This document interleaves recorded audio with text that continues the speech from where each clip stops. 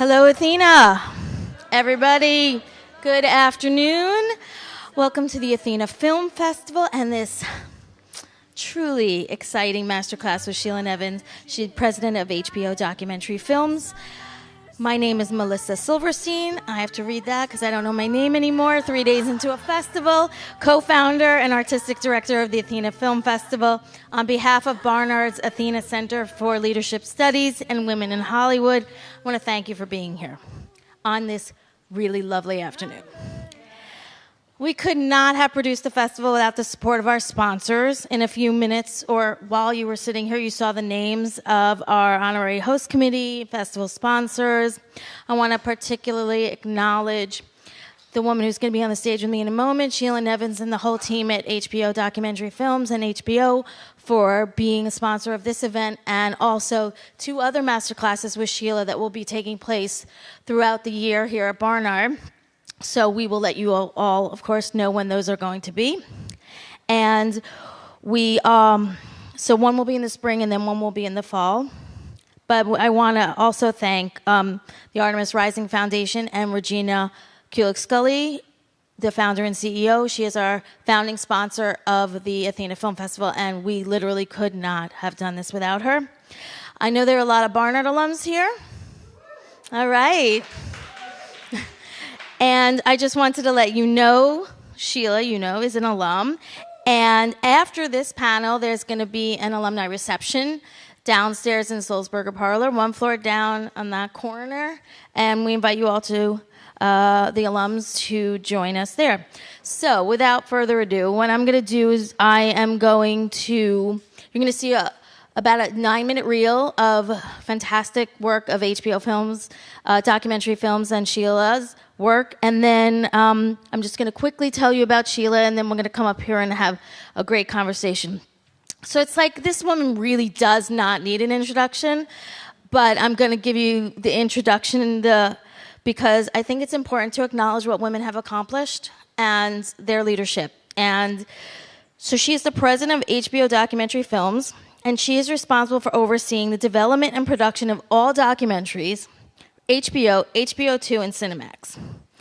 And she doesn't want to announce all the things that she's won. She's won a lot of awards, but I also feel one of the things we know about the business is that as the prestige rises, the amount of women decreases. So it's important to acknowledge a woman who has risen to the top with 28 Primetime Emmys, 32 News and Documentary Emmys, 40 Peabodys, and HBO's documentaries have won 23 Academy Awards.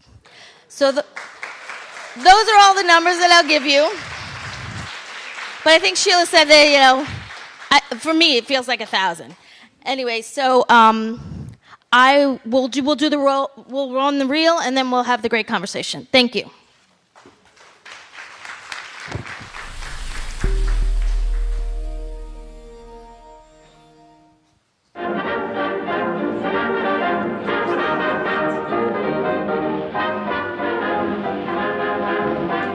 May I cut in? Why, certainly.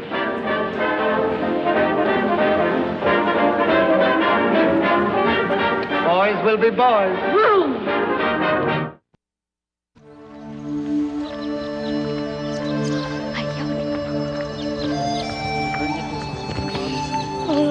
如果我们那时候在上课的话，我们全班人都不得上网。全班人都不得上网。啊，因为我们那是在上体育课的嘛，50点钱的。就是这里，就是他们说。这里是我们的学校。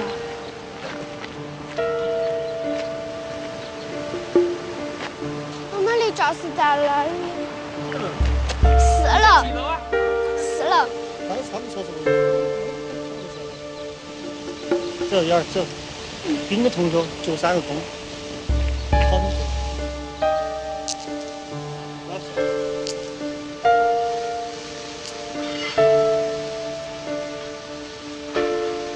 他们好个安静。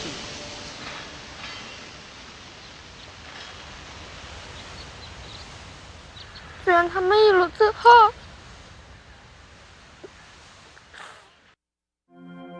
The word marriage has special meaning. It's why we're here today. I want to be able to share the joy and the happiness that my parents felt, that my brother felt, my friends, my coworkers, my neighbors, of having the opportunity to be married. He's the love of my life. I love him probably more than I love myself. I would do anything for him. I would put his needs ahead of my own. It's hard to imagine for a normal human mind. I had peered into hell. It's not something you quickly forget. It was so horrific, they had doubts whether my father had accurately described what he'd seen. Their footage was to become part of an extraordinary documentary produced for the Allies. It was like looking into the most appalling hell. It feels as if the whole human story is there. Unless the world learns the lesson these pictures teach, night will fall.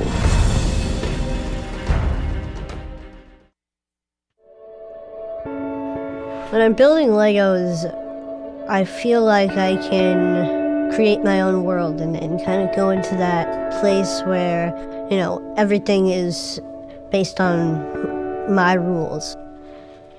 There's really no way of telling what I would be like if I didn't have progeria. I wish I could ride any roller coaster I wanted to ride, like, ever. Like, I wish I could, like, you know, do loop-de-loops and corkscrews and stuff and barrel rolls. Even though I'm, like, terrified of them, it would be, like, cool to know that I could try them out. I didn't put myself in front of you to have you feel bad for me. I put myself in front of you to let you know that you don't need to feel bad for me, because I want you to get to know me. This is my life. And this progeria is part of it. It's not a major part of it, but it is part of it. Most people have a mommy and a daddy in your class, and you have two mommies. Did you ever want a daddy? No? I think a daddy might be fun. You know, when I was a kid, I did not have a mommy. Do you know what happened to my mommy? Died. Here you go, this one. So in my house, there was just a daddy and a grandma, like a very old grandma who didn't know how to cook. What kind of family you think you're gonna have when you get big? I don't know. You think you're gonna get married and have kids? What about Kai from school? He's not even as old as me. He's 5. Oh, he's 5 and you're 6? Yeah. Someone had told me there's this cult called Scientology, and if you give them all your money, they'll make anything possible in your life. My goal wasn't to write an expose. It was simply to understand Scientology. I was interested in intelligent and skeptical people who are drawn into a belief system and wind up acting on those beliefs in ways they never thought they would.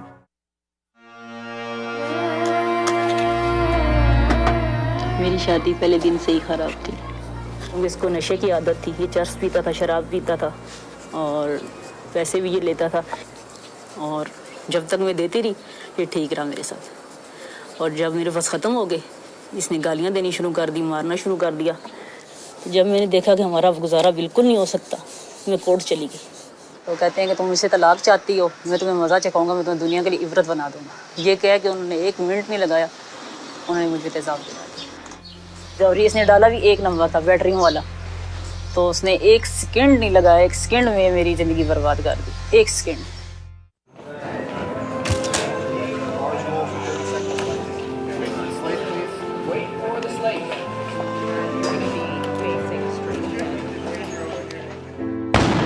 The RPG just came straight through my shoulder and then exploded right next to my head, just behind me.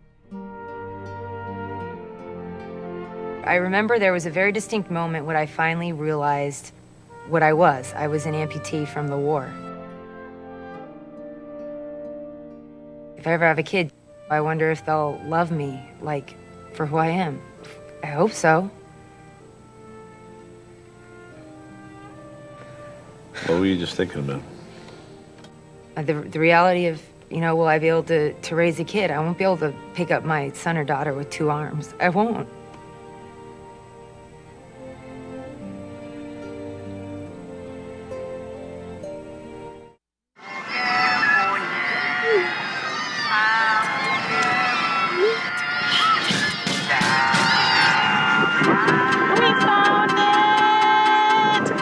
NYPD is hot on his trail, saying what he is doing around the 5 boroughs is vandalism.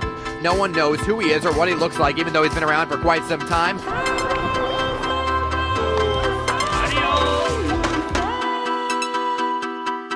With Banksy, you never know what happens tomorrow.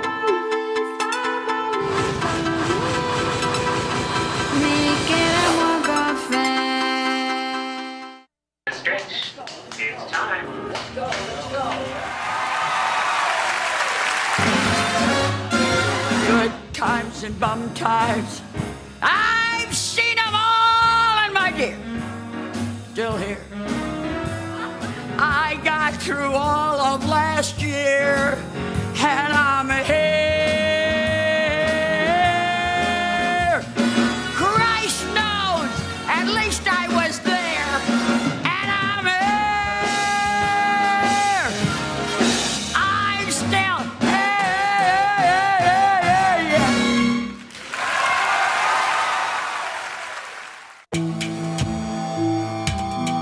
I've been very naughty.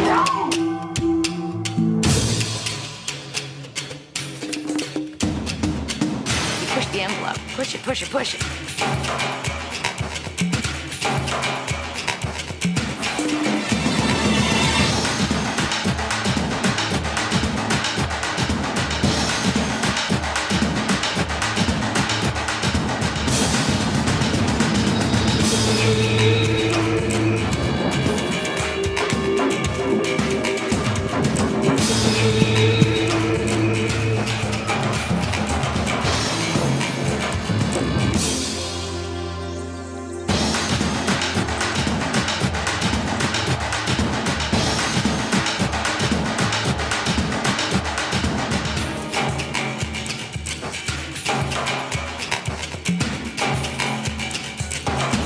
You cannot be saved.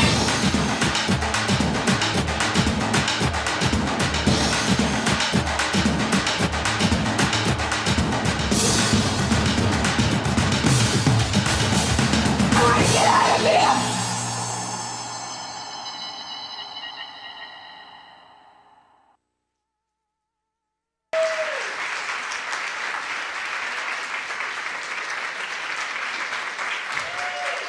Is this your coffee?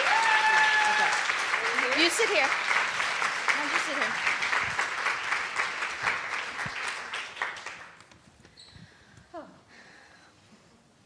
Are you going to ask the first question? I guess so. I figured that's the way we should do it. Okay.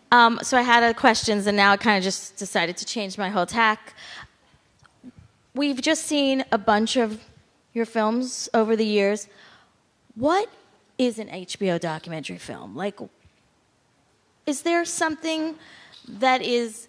this was one of my last questions, but because now, at the beginning, like, what's the special sauce of an HBO documentary film?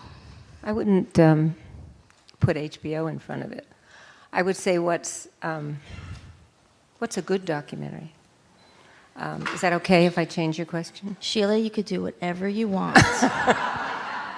I mean, I wouldn't take possession of the field. I would simply say that the documentaries that work for me are the ones that motivate you to have empathy for people you might never meet, and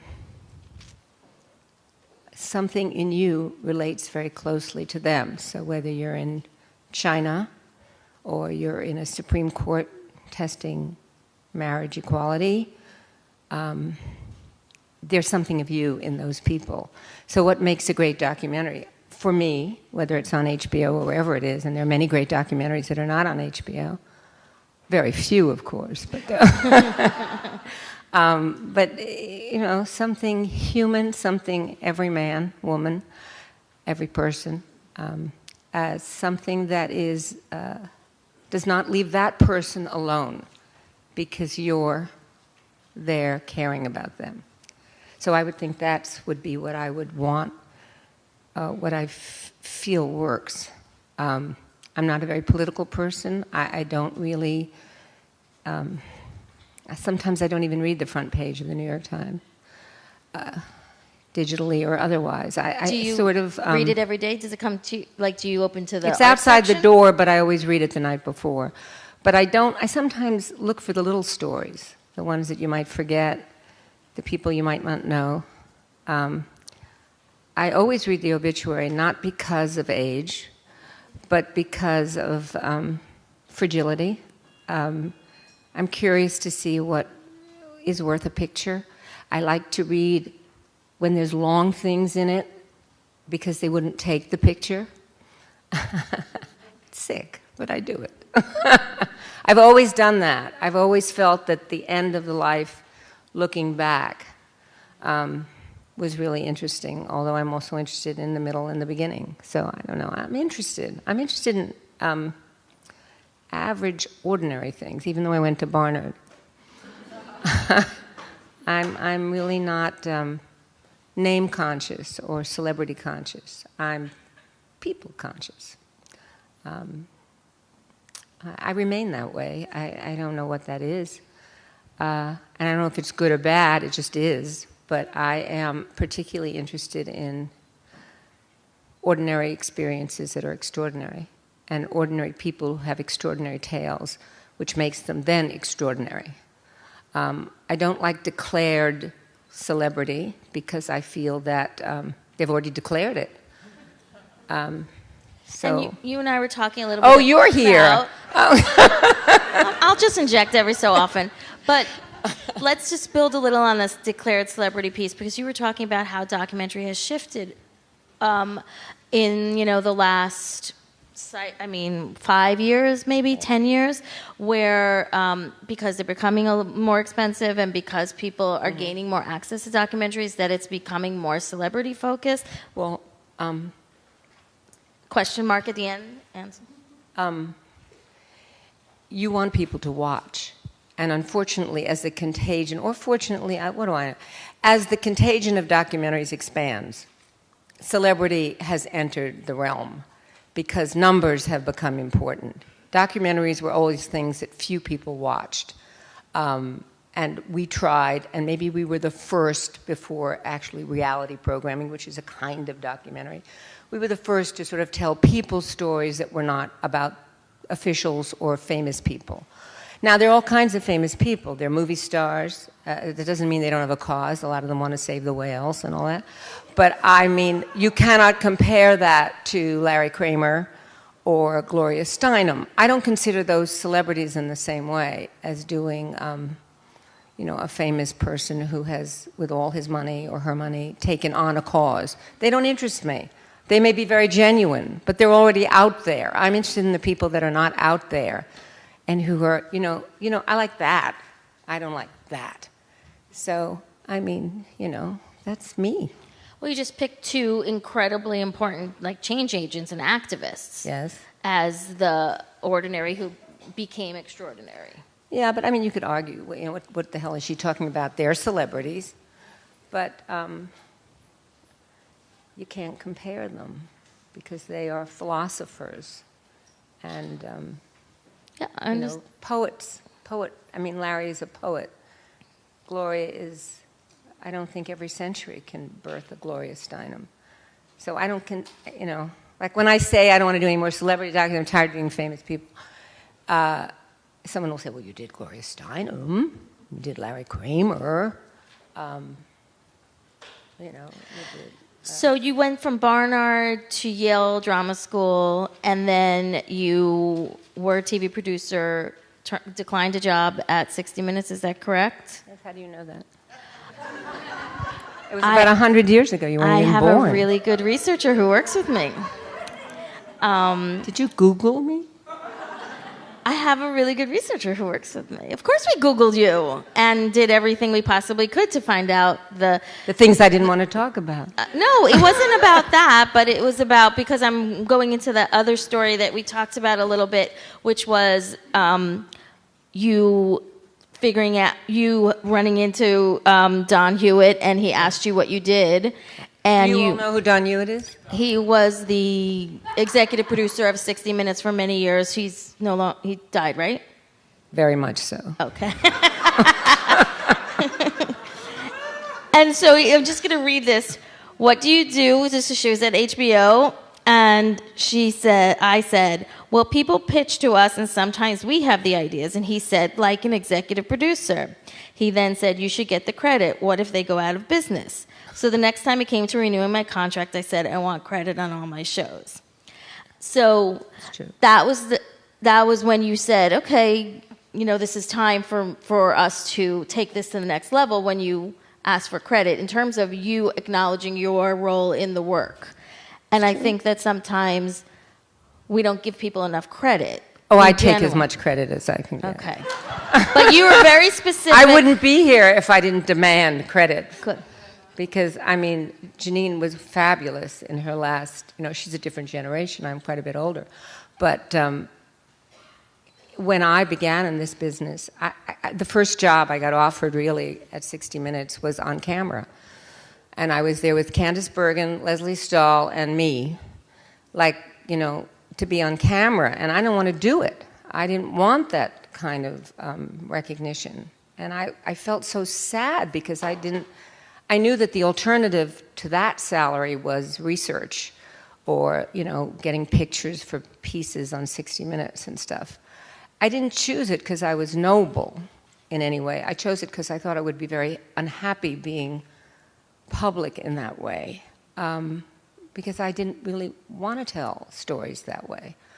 And Don was very surprised. And then someone called me to ask me about a job at HBO, and I didn't even know what HBO was. So I thought, I got to get out of 60 Minutes, because if I stay here and I turn Don down, then I'm going to be a researcher, and I'm never going to move out of that, because I've turned the king down for, that job. So I got this call from someone that said, hey, there's a place called HBO. I've been there half of my life. So if I didn't have all this stuff, it'd be pretty sad, wouldn't it? Jesus, if you spent that long anywhere, you'd have a reel, wouldn't you? Or something. So I looked up the HBO to see who I could recommend for that job, because I didn't know what to do with myself. I had a short stint on Sesame Street. I had, little jobs. I wrote things on GI Diary, and I didn't know what to do with my life. I needed a salary. And I looked up HBO, and it said movies without commercials, 8 million subscribers, and I thought, Jesus, no commercials. I didn't even know what that, So I said, I'll take that job. So that was my job. I didn't know anything about documentaries. I had no way of knowing what the job was. And then it grew. I'd like to say that I pushed my way up, and I'm not sure how far up I am in this pyramid, actually. But since I'd never left, as the ground swelled, I got moved up. So, all these things about women and fighting, and, I just was stayed. I was like a cactus. I didn't need water. I didn't demand much. I stayed in the same job pretty much for at least the first 10 years there. And then I met Don at the suntan. He was like to be brown all the time. The suntan counter of Gimbel's on 86th Street. That shows you how long ago it was. You know it? Did you buy the suntan stuff? No? Oh, well, okay. So there was Don, and he said, where you been? Where you been? He said, you're the only one who ever turned me down. I said, I didn't turn you down. I just didn't want to do that. That's not it. He said, what do you do with that HBO? I said, well, we come up with ideas. We call people up on the phone. We hire people. And he said, oh, you mean you do what I do? He said, you better get credit on your shows, because if you don't, when they go out of business, no one's going to hire you. So that's the story of my life. That's it. I didn't have a plan. I never have a plan. It just, I grew with HBO. I've had many, many bosses. I've survived. I heard Janine say pig jokes. Did she use that expression? I don't remember. She said something like that. What'd she say, pig jokes? Pig stories. Pig language. Yeah, I survived a lot of pig language because I was a pretty hot potato in my day. And the thing was, I didn't know I wasn't supposed to accept it because I thought that was the key to the next step on the ladder. So, I mean, I suffered dirty jokes, hands on your knees, hands on your crotch, and other such stories. But I didn't know that that was wrong. As a matter of fact, I don't think I really knew how hard I was working and how little I was getting at that time. And oddly enough, Don started it because I thought, I'm like him, you know? I'm like Don. I'm doing what Don does at this place called HBO. By then, I think we had maybe 15, 20 million subscribers. So it was really a fifth of the way into where HBO was eventually going to be. But how many women worked with you at that time? I was alone in the beginning. As a matter of fact, I thought my job was director of documentaries, and I thought I was going to be directing documentaries. And I didn't know, because I'd gone to the Yale Drama School, and I'd majored in directing, and nobody wanted a woman director in the theater. So, and I was married at the time to a Yale lawyer who didn't want me to work at night. He told me I had to be home in the evening when he came home. And I also thought that was correct. I thought, oh, I'm a woman, I have to be home at night, you know, so I can't work in the theater. Not that there were any jobs, don't get me wrong. And so, where was I? What was I talking about? This past is so painful. That there were no other women with you at that time? I'm trying to remember. I thought I was a director of documentaries, so I went to a store somewhere in the 30s called Energetics. Do you know that store too? Okay. And it said in the advertisement, that's when we read papers, it said, energetics for the woman who stands on her feet all day. And I thought, you know, it's okay. So I get to the store, all the shoes are white. They're like for waitresses, you know, because that's, you know. So I found a pair in the back that had like, you know, things inside. And when I went to my first day of work, I wore nice shoes, and I carried my Energetics orthopedic shoes in a bag because I thought I was going to be directing documentaries. I thought I was going to go out in the street and ask questions and make documentaries, whatever the hell they were. Because at that time, documentaries were like the CIA, you know, and, you know, what is happening to your vegetables, you know, that kind of thing. I thought I was directing them. So they gave me a desk. So what happened? Yeah, what happened when you got to the office? office? So I walk into this job. I can't really say this one day because he's still alive. But anyway, there was a guy with his feet crossed on his desk, and I could see his crotch through his tennis shorts. He was going to be playing tennis.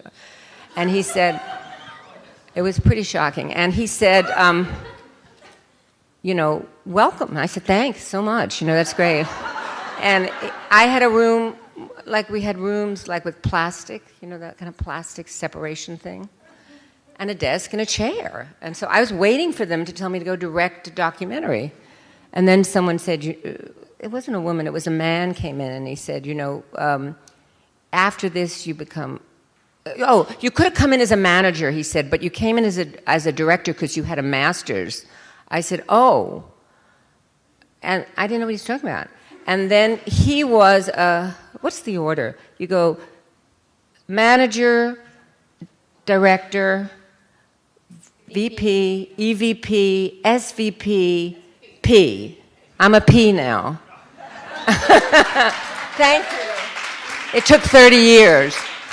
But what I did was every time there was a revolution at HBO, I would go to whoever was the new boss, who usually had shaky hands because he was new. And I would ask for the next job once I learned what the ladder was. And so Machiavellian, no? There's always been men above you, though, right? Always men above me. Yeah. No, at Children's Television Workshop, I worked for a woman, Joan Cooney. Right. At HBO, it's been men. Right. Never had a. But you've managed to create an entire structure that's female-driven. You know, people say that. I don't really notice that they're females. I happen to have a lot of females working for me, but I don't see them in the shower. I mean, I don't know. They're the best that I could find that wanted to work for the salaries that were up for grabs. They turned out to be women. But I'm not sure, had I found comparable men, I wouldn't have thought. But I couldn't find the same kind of sensibilities and sensitivities, and maybe that's somewhat prejudicial in its own way, but the women that I hired were, interested in this. And they turned out to be women. I always have, this is like the fourth time we've had this conversation. I was like, Sheila, it matters that you hire women. It's such an important thing. I know. And maybe because you have surrounded yourself by strong women, with strong women, that you don't notice it. But when people don't have women in their team, they notice it very much. And you want me to notice what I haven't noticed? No, I want you to acknowledge in some ways that you've done something special. I have done a lot of things that are special, but not noticing, I think, is probably the most special thing of all. That's a solid I point. think the fact that I didn't go out to hire women or people of color, or I didn't have a mandate other than excellence. And the excellence turned out to be diverse. It seems to me by the very nature of excellence, diversity is essential, especially if you're in a medium that asks for audience. So as the population will change, you must be diverse to reach that population. So I would think it comes from the theater in the sense that I'm always aware of the audience. So if the population is changing and you want subscribers and you want people, I always think of television as theater. Which is why I liked listening to Janine before. I never don't think about the audience. So as the audience changes and becomes diverse and subscribes, it's a box office, you buy a ticket or you write a check, then I want to please them because they're paying me. And so diversity seems to me to be economically intelligent. Am I a passionate feminist that is hiring women? Am I, saying Black Lives Matter? I'm not really doing that. I'm understanding that it's equal for excellence, our door. And I open it to excellence. And it turns out that excellence is diverse. So I guess I don't think of it in those ways. I understand, but you actually open the door where other people keep it closed. That's I guess, my point. Well, that may very well be because I'm a woman, but I would not really know that. Okay. We'll move on from that. Okay. I could keep talking about this forever. Documentaries have really changed over the last couple of years, and so in terms of the business also, and you were just talking about the audience. So one of the questions I'd love to know is what movie has the audience responded to most in the last couple of years that you... Movie, you mean docu? Your stuff. It's all about you. This is all about you. It's her favorite. That's the way I want it. So what, we saw so many clips in there in the Scientology movie, and wasn't that like the highest rated documentary? It's very interesting. I think, as someone explained to me, one of my many bosses over the years, it's not the numbers in the documentary area, it's the aura that it gives HBO the respectability of caring about the subscriber.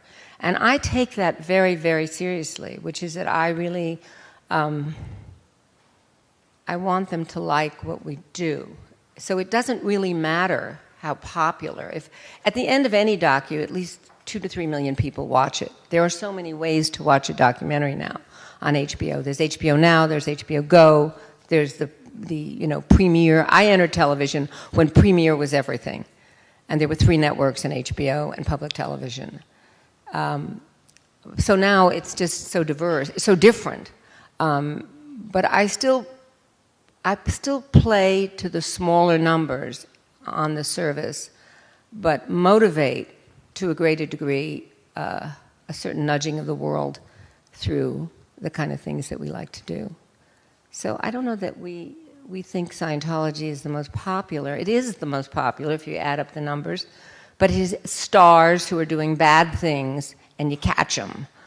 I wonder, we've done a lot of cult films that have been, as lethal as Scientology, and no one's watched them. Mm-hmm. So I think, and also Alex Gibney, the director, is just a genius, and really went after it. But I don't think we count if we counted numbers, I probably would not have a job. If it was based on awards and ethos and a certain kind of caring, I don't think we'd still be there. What keeps you interested in continuing to do this? I don't know, mental illness, I guess. Depression with a little bit of depravity mixed in with it.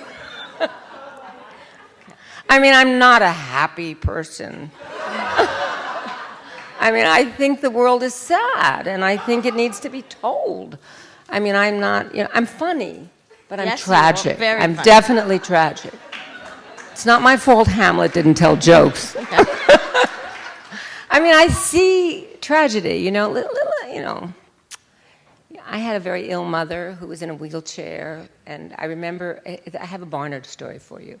My mother came to see me at Barnard, and she just had an arm amputation below the, whatever you call it, below the elbow.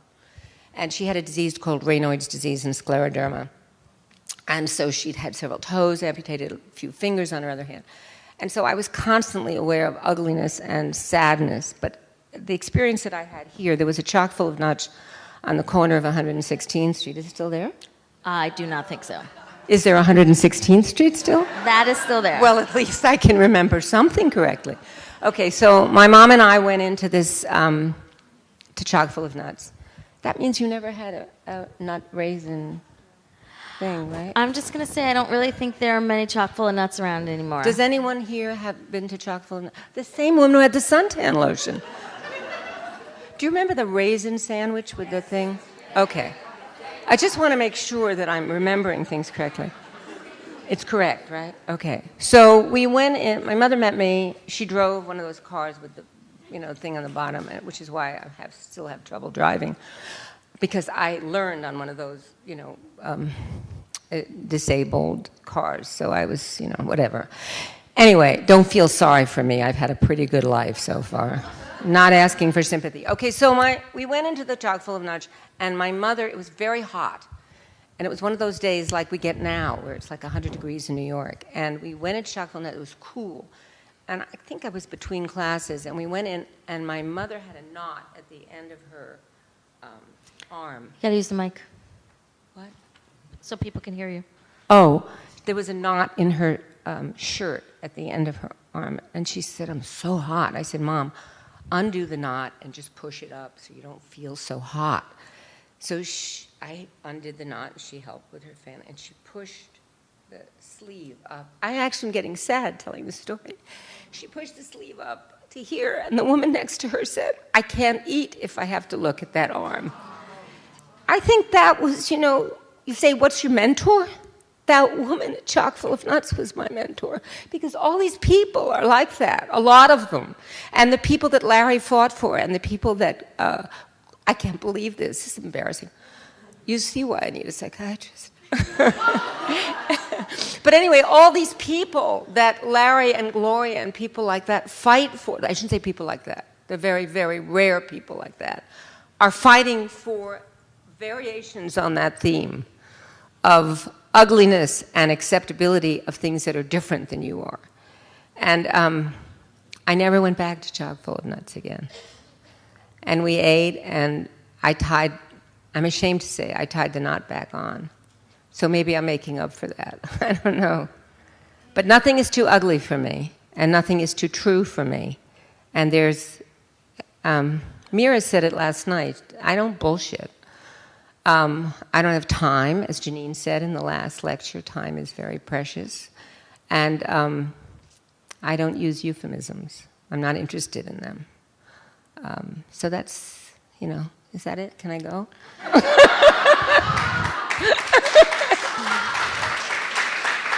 We're going to take questions from the audience, okay. But don't make me cry, okay?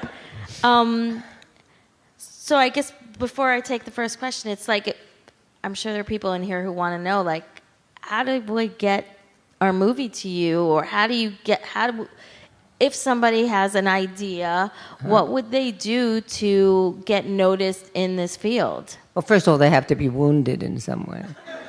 No. We're very open to ideas. I mean, I think part of the success of HBO, or certainly the success of our area, is that we don't assume that experience duplicates itself.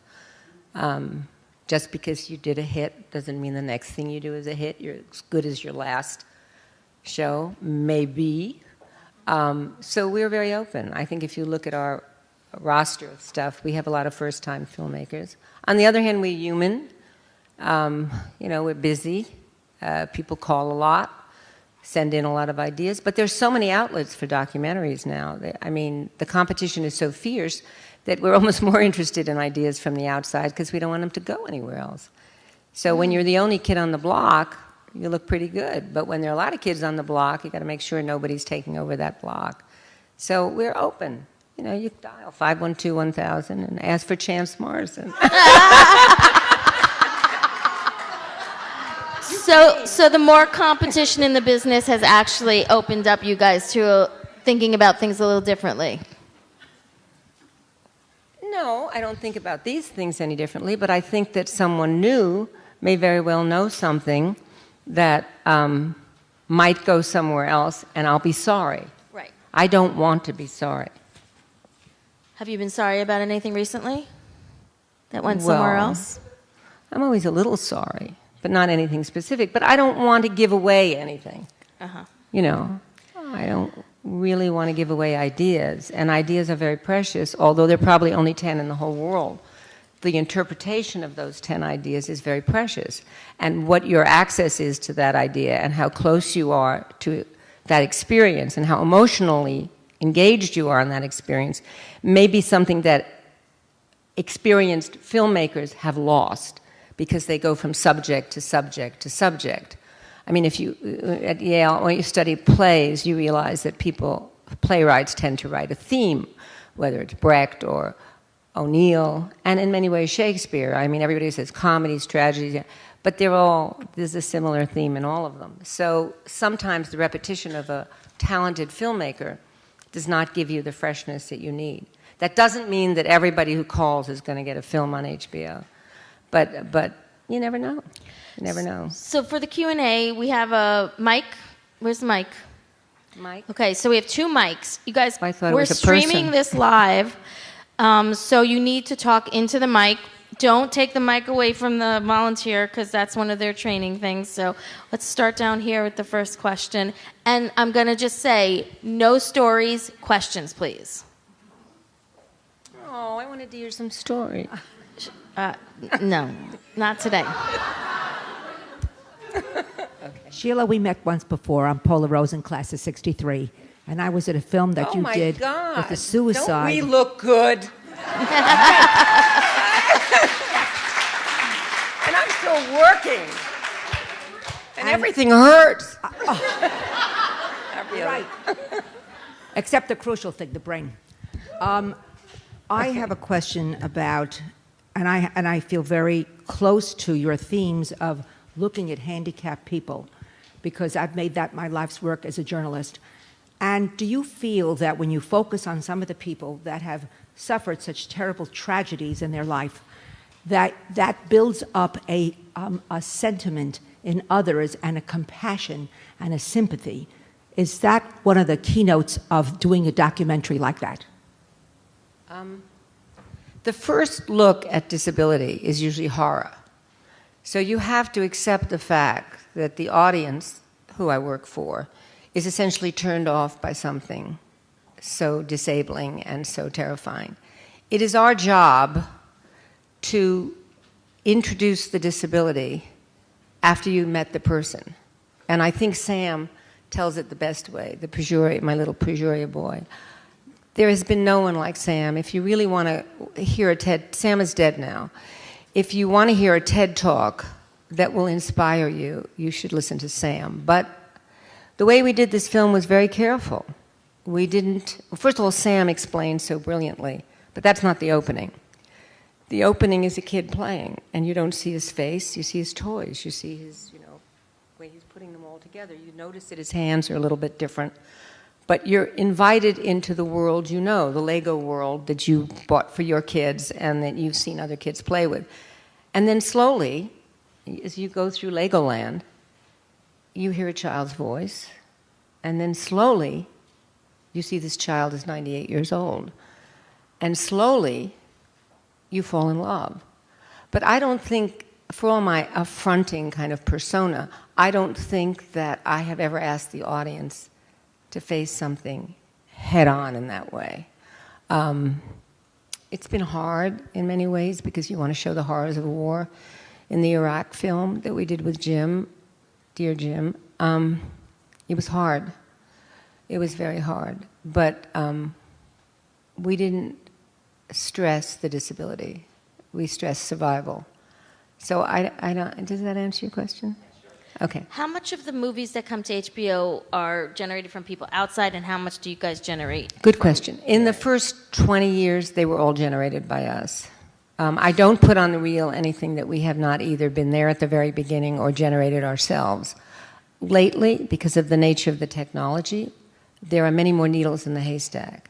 So we screen, I mean, every weekend is probably, between the 5 of us, we probably screen 20 or 30, that's a lie, 10 or 20 documentaries up for grabs during that, time. Every weekend or most weekends? You just... I would say every weekend.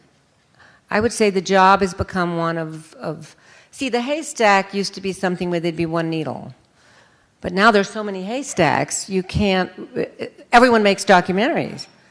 And you don't know, you don't want to miss anything. And also you learn, my husband gets furious at me because I never go fast forward. Why is that funny? Because that's all we do is fast forward. Oh, I don't fast forward. I didn't. When I was a Barnard, I was an English major. I read Thackeray. My girlfriends went out the night before the test. I was still turning the pages, 1,020. No, I'm always afraid. Well, I'm afraid of 2 things. One, I'm afraid I'll miss something important, and 2, I'm afraid that the question will be in the pages I've skipped over. So insecurity is a curse and a blessing. Sometimes, by not fast forwarding, I have found something that my colleagues may have missed. Not very often, but enough to make me not want to fast forward. I never fast forward. Have you ever seen me fast forward? No. And maybe it's a way to, not have to do anything else. You just keep watching. You don't get your hair washed. You don't brush your teeth. You just watch. You screen. You spend your whole life screening. Do we have another question? We have a student right here, right down front. So quiet. Please stand up. Oh, thank you, so people can hear you. You have to pay for her cell phone now. Hi, my name's Alicia Carroll. I was just curious, the relationship between producer, director, writer, and everything in between differs between theater, film, television, etc. Well, that was a great question because Janine answered it in the meeting before. Were you here in the meeting before? Yeah, I was. The thing she said about collaboration. Mm-hmm. I think it was brilliant the way she answered. Do you remember how she answered it? I'd like to substitute it for mine. Well, she pointed to the study on collaboration, like the scientific study on collaboration when they studied musical theater, specifically I think Sondheim and a few other composers, and as they were developing musicals, I don't remember what decade the study was in, but she referenced that, and actually I might have written it down. Collaboration that has to be studied and practiced, she said. And she kind of gave some examples on how it's always something you have to work at and kind of fine-tune your ability to... It's an extremely important part of everything. I mean, it doesn't mean you're not right or somebody else isn't right, mm-hmm. but it means being able to hear opposing views mm-hmm. or... I don't know how many of you know Liz Swados, but we did a film with Liz. Janine was talking about her memorial service. And in trying to think of what I was going to say, I didn't say this, but I'll say it because it relates to your question now. When you worked with Liz, who is by far superior in any talent I could ever have dreamed of having, let's say you started with A, and you said C, then together the B would be better, certainly, than I had ever dreamed. Mm-hmm. Maybe she had always dreamed the B, I can't answer that. But there is something in collaboration that makes... I always want to know what people think of something. It doesn't matter who you are. It doesn't matter if you're cleaning the office. It doesn't matter if you went to Barnard or Yale. It doesn't matter, you know, I don't care who you are. I want to know what you think. Because what you think infuses what we do, and it may change it so that it's more acceptable to other people. Mm-hmm. And that's, you know, that's the game. I mean, that's it. Is that kind of how she answered it? I'd like to be like her when I grow up. No, yeah, that's really spot She on. was so good, wasn't she? Yeah, I love her. I wish I could just say, this chord and that chord becomes this chord. I can't do that. I was curious, though, as an executive producer of documentary films, how do you view your role as producer? Do you feel like you shape narrative? Do you feel like you work on more logistically collecting elements? Sometimes I think I really have made something better. Sometimes I think what I've done has made it worse. Sometimes I've done nothing at all. I don't even change it. Sometimes I fight for things, and then sometime in the middle of the night I wake up and I say, I mean, really, is that going to make a difference? You know, what are you knocking yourself out for? It doesn't really matter. I'll fight for a title in a crowded universe. I'll give you an example. We have a wonderful film on James Foley. And the talented young man who made that film, called it Jim. And I said, we can't put it out, say Jim, because when people look down a list of what to watch, they're going to see Jim. Could be Gandolfini, could be a football player, you know.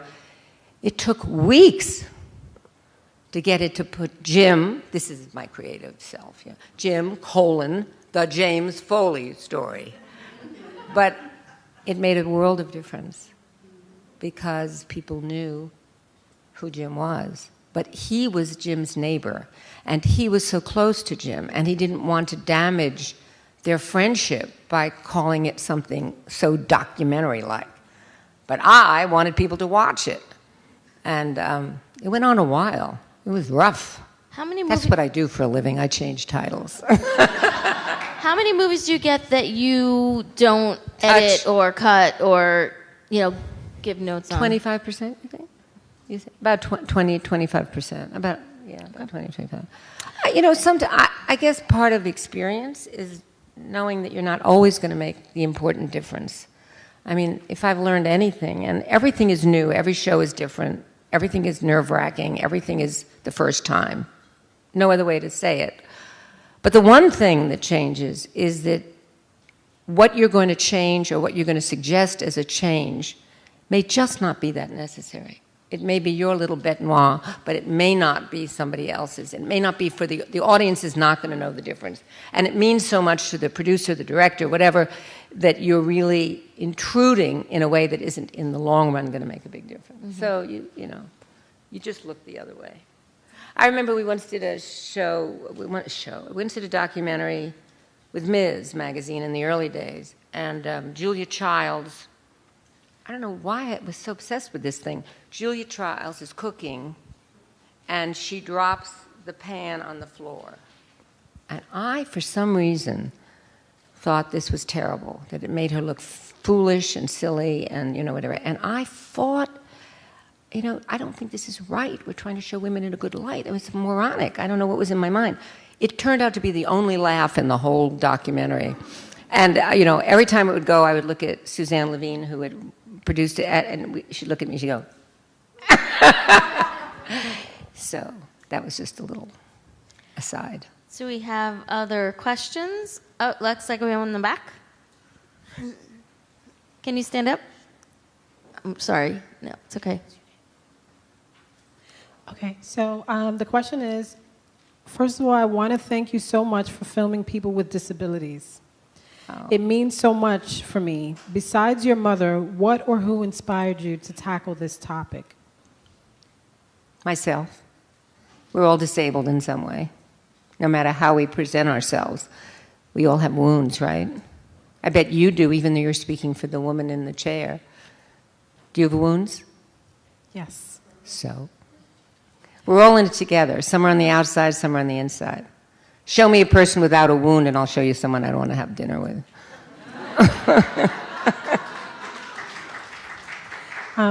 The second part of her question is, she says, also, I'm currently a junior here at Barnard, and I'm already freaking out about my post-grad life. So if you can tell your 20-something-year-old self an advice, what would it be? I'm not good at advice. You're special to ask the question. I'm not equipped to answer it. It's not what's on the outside, it's what's on the inside. It's your job to make people know what's inside. If you're here at Barnard, you must be damn smart, right? What is your disability?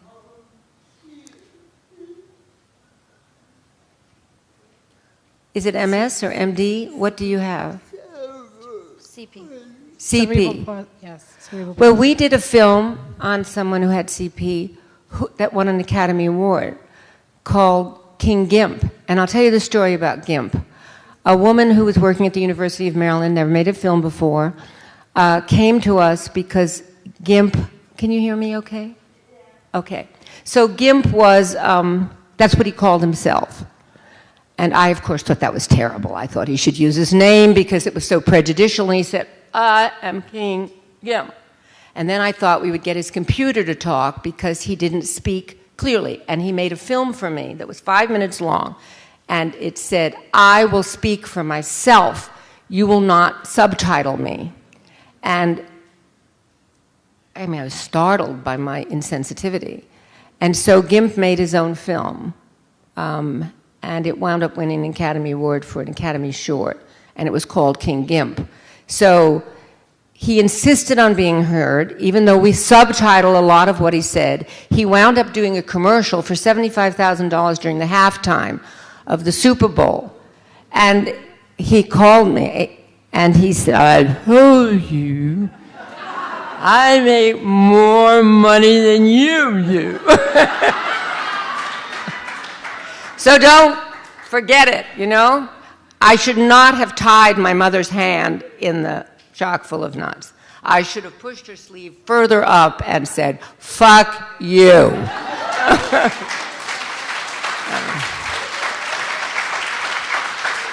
Now I say fuck you a lot, but it's not. Other questions? Can I get a time check? Chance? Why, does it seem long being the No, not at all. What time is it now? I can tell you what time it is. I've just warming up. I know. So we have about 5 more minutes. Oh. Yeah, we have another. This is the Athena Film Can't be Festival. half as we engaging. have lots of things going on. So right here, and then right back there. Right here first. Sure. Hi. My name is Valerie. Oh, sorry. And I'm in the industry. I'm a filmmaker. I've met you before. Yeah. I was at HBO. Oh. What a memory I have. Yes. Extraordinary. Yeah, I worked with Dave Baldwin and yes. programming. Right. Yeah. And then in '99, I think, I tried to go to the documentary department. Forget about it. Forget about it. You're lucky you escaped. No way. So I'm actually a filmmaker, and after working for many years in networks and cable and all that stuff, and what I find nowadays it's that it's extraordinarily hard to tell a story. I mean, if you want to tell a story. Now I understand why you see films being made in 5-10 years, when at a cable you go, it's done, right? It's much easier at least. So I'd like to take the opportunity and ask you, how do you handle that, working on a very different structure without being, having the backup of a network, of, a big team. You're talking about yourself. Yeah. And there are many filmmakers who are working on an idea or a story and who constantly have so many roadblocks and they give up. What is your story that you're telling? Or you're talking in a general way? No, well, I work with stories of social impact that have some sort of social impact. Right. Most of them very touching, can be very sad or happy. I mean, it's emotion. Right. But yeah, because now I'm producing this on my own. What's it about? Well, it's my second film. This one's about organ transplantation in America. Mm-hmm. It's, there's a lot about it already, Mount Sinai about, there's a lot. I've been working on this for 4 And what's years. the theme of, have you had an organ transplant? No, it was a friend of mine who had one. Well, it takes a long time to make a film. There are other films on organ transplants. I don't know if you've seen ours, but we've done a lot with it, Why do you want to, I don't know how to answer it. Life is hard. It's hard. It's hard. Not every docu that comes to HBO is funded by HBO. Some of the docus have been worked on by 3 or 4 years, and we, come in like, on a royal chariot and buy them. But life is tough. Life's not fair. If you love it, you work on it. You can be Dickens and, crack out genius every day, or you can be like Dostoevsky and take a longer time. Yeah. I don't know who you are, although I recognized you. Thanks. We had a question back there. Did you still have your question? Right in the middle here? Raise your hand so she can find you. I know her. I know this woman. Hi, my name's Lauren, and I was just curious if there's any docs that you've been a part of that you would just suggest people watch that you don't feel like got the attention that, they might have deserved. I'll tell you, that's so interesting. My favorite documentary is called, what is it, Pelican what? 187? Okay, this is what happened. During the oil spill, all the networks, everybody was doing documentaries about bad BP, British Petroleum. And I agree, bad. But I saw on CNN a Pelican that was covered with oil. And so I came to work the next day and I thought, what can we do that's different? Because we know bad, but we don't know spirit. I'm not a religious person, so I don't use that word very much. But this pelican touched me, and he was all over the news. I don't know if it was the same pelican, but he couldn't lift his... To me, he was the same pelican. He couldn't lift his wings. So I said to a colleague of mine, I said, you know what? What if we followed a pelican? One pelican. What if we found a pelican on the shore, covered with tar, and we see what happens. Does he die? Is he rescued? So we called this woman who had done this wonderful documentary for us called The Sound and Fury about her parents who are, had cochlear ear transplants and who had just given birth to a child who also was deaf and having cochlear transplant. And the film was about the difference between having never heard and hearing and being a child and suddenly being able to hear. So in a sense, it was a kind of disability film. But Irene Taylor-Brodsky is the most extraordinary filmmaker in the world. Well, I say that to everybody. But the thing is, I called Irene and I said, would you follow a pelican? And this is where women come in. A woman has 2 children. She was in her 3rd month. She's got a deaf kid who's having an operation. Absolutely, she said. Absolutely, where do I go? I said, I don't know, we'll find out. So we called the Rescue League for, oil-damaged pelicans. And the pelican that we picked had a name tag, and we followed him for his entire... he was going to die on that beach. And these young rescuers came and took a lot of pelicans, but we followed this one. And maybe he knew he was on television, and that's why he behaved the way he did, but he was like a star performer. Because, first of all, he didn't know, he'd never learned. He was a young pelican. He hadn't yet learned to fly. So his instinct was not to fly. So in this rescue thing, they had to teach him how to fly. Okay, then came the big day. If I tell you that we were all of us who worked on this, I don't know if you were there then, all of us gathered around with Irene on the phone to see if he would be able to fly away. And we took him to the spot where he had been found. And I don't know, central casting, this pelican, he knew. He started to sort of move his things. He'd been taught again how to fly, but basically in a closed environment. And he lifted his wings, and he lifted his wings and put them down. And I thought, oh, well, you can have some films with an unhappy ending. And then he lifted his wings, and he lifted his wings, and he got up and he flew. And up in the sky, this genius cameraman, there were two of them, followed a flock of pelicans that were flying, and he joined the flock. Now, this is my single favorite documentary. But nobody saw it. It what?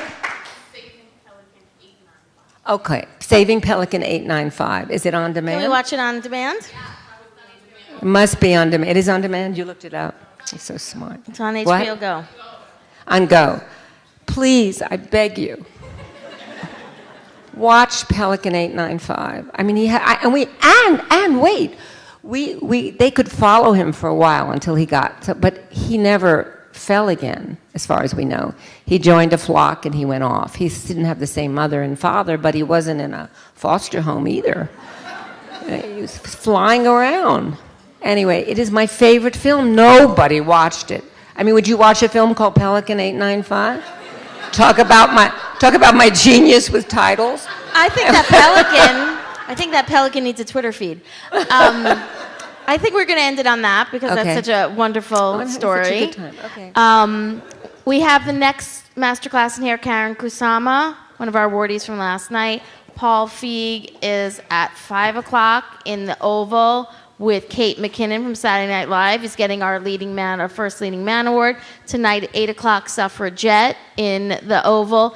And now alums, there is a reception downstairs. Thank you all. Thanks, Sheila Nevins. Thank you very much. Thank you.